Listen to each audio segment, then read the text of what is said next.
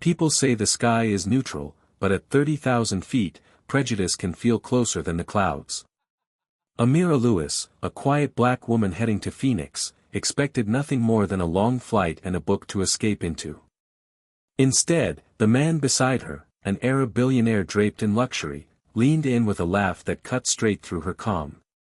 "Relax," he mocked loudly, "black girls don't speak real Arabic." But what if the one he mocked wasn't who he thought? The engines growled softly as the cabin settled. The first thing she heard was his laughter, sharp, heavy, meant to sting. It rippled through the cabin of the packed afternoon flight out of JFK. A young black woman named Amira sat quietly by the window, earbuds in, trying to escape the noise of travel. But the man settling into the aisle seat next to her made that impossible. He wore a tailored suit, a gold watch that caught every bit of overhead light, and the kind of arrogance that demanded the entire plane notice him.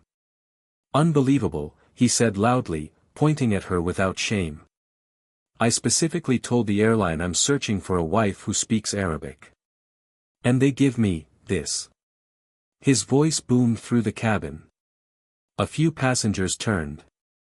Some pretended not to hear but listened anyway. "Black girls don't speak Arabic," he added with a dismissive wave. A flight attendant approached, worried by the rising tension.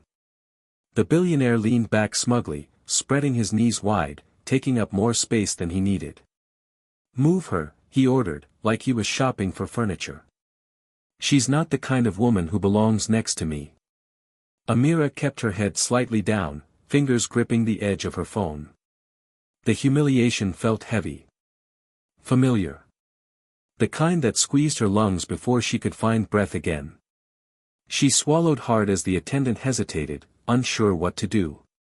The billionaire smirked, satisfied. "See? Even she knows she's out of place here." But something in Amira's eyes shifted, small, sharp, unspoken. A flicker the man missed entirely. The plane door sealed. The engines hummed. And the moment he thought he'd won was exactly when everything began to unravel. As the plane taxied, the billionaire kept the verbal jabs coming. "You know, some people buy a ticket just to sit near money. It's pathetic." His tone carried the confidence of someone used to controlling every room he entered. A couple seated across the aisle exchanged uncomfortable glances. No one intervened.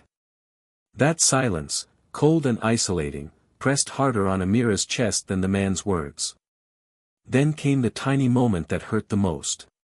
The billionaire snapped his fingers just inches from her face. "Hey! Do you even understand basic English? Or are you just here for the free Wi-Fi?" One snap. One small sound. But it echoed like a slap.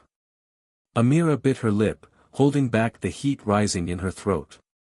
Memories of other rooms, other faces, other assumptions crawled back. She had spent years mastering how not to react. How not to give people like him the satisfaction. The plane lifted into the sky. Clouds rolled beneath them like quiet punishment. "What would you do if this happened to you?" she wondered silently. The billionaire leaned closer, lowering his voice just enough to make it feel personal. "You know, you could at least try being useful. Say something. Impress me.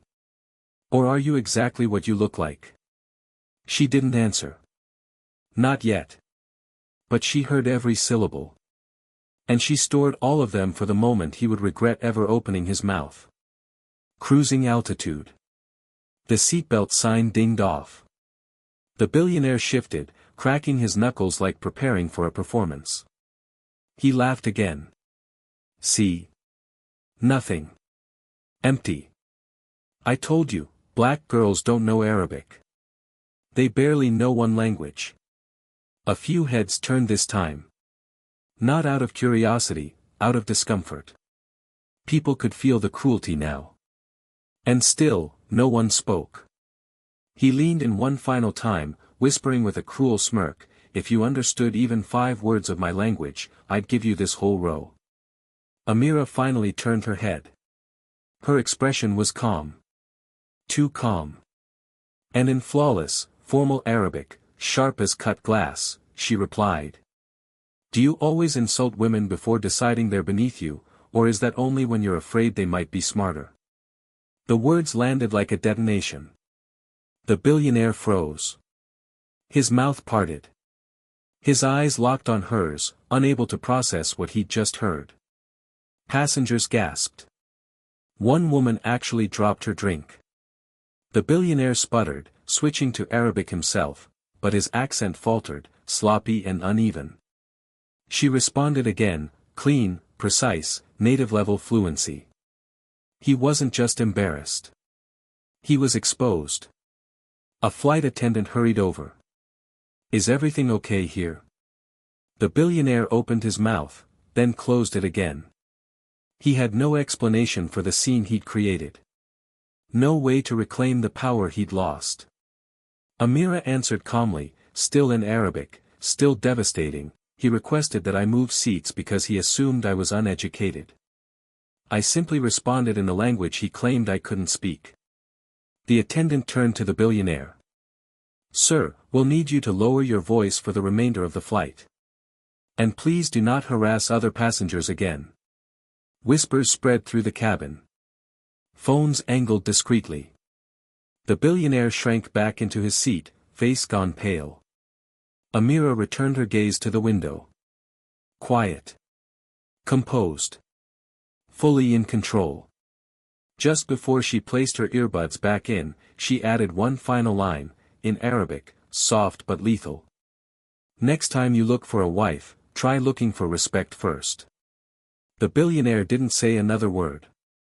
The plane hummed on, carrying one man's shattered ego and one woman's quiet, undeniable victory through the open sky.